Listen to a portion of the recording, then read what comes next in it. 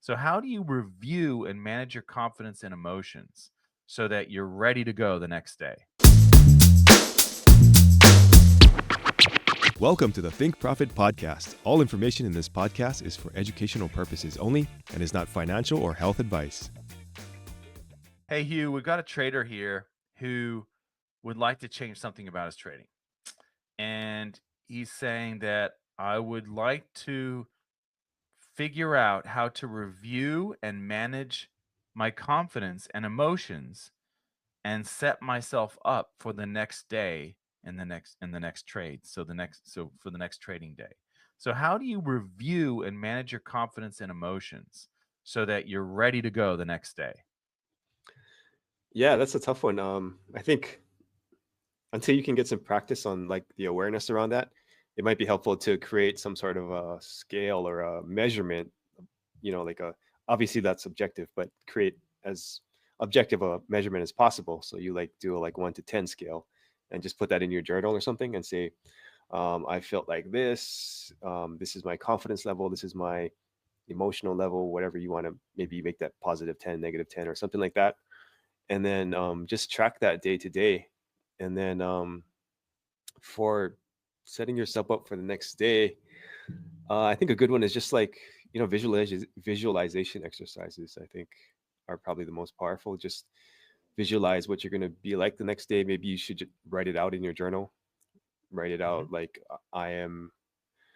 I follow my trading rules or something like that. Right? Just those affirmations are very powerful. So if you just write that 5, 10 times the day before, and then maybe do it before you started trading, then I think that would be a good exercise.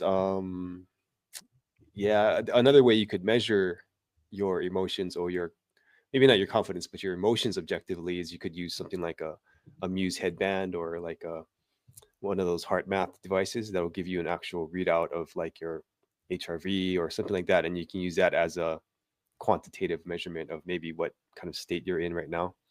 Um, you'd have to test that out, obviously, but stuff like that could be helpful. What do you think?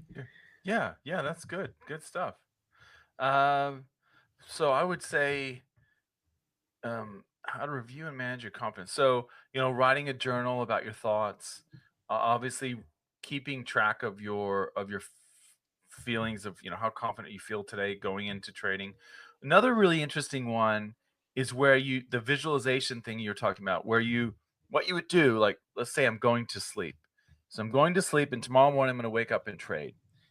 I would visualize myself trading, following my rules. But what you're doing is you're looking at yourself as if you were like a fly on the wall or, Mm, a spider on the top of the roof, of the ceiling, the looking observer. down. Yeah. Yeah. So yeah, you're observing yourself, uh, uh, performing as you should, right? So following your rules, executing as you should, all that. So that would be a really, I think that's can often be a useful tool because you're removing the emotion out of it, right? You're just seeing yourself doing the right thing, sort of thing. Um, and and then for the logic side of it, you could map out. So obviously you can have your records of your wins and your losses, but you want to map out and make sure that it's within the range of normal. So like for example, the time when we get less confident is when we're losing, and when we're losing, are these losers within the expected range of what I would Mm, what is likely to occur with this strategy or these strategies that I'm trading. And so just to remind yourself that everything's normal, right? That we're all in the normal range. And if you're hmm out of the normal range, then maybe that's the time to pause and take stock of what's going on. But yeah, I think visualization's key, writing down your thoughts key, recording where you're at so you have records to see how does my confidence map onto performance, if at all. And I mean when I say performance, on performance of execution, not the random results of wins and losses. And Yeah. then just really getting a handle on what you intend to do and then doing it. So yeah, I think all of those things can be really helpful. Yeah. Good point. Okay. Thanks, Walter. Thank you.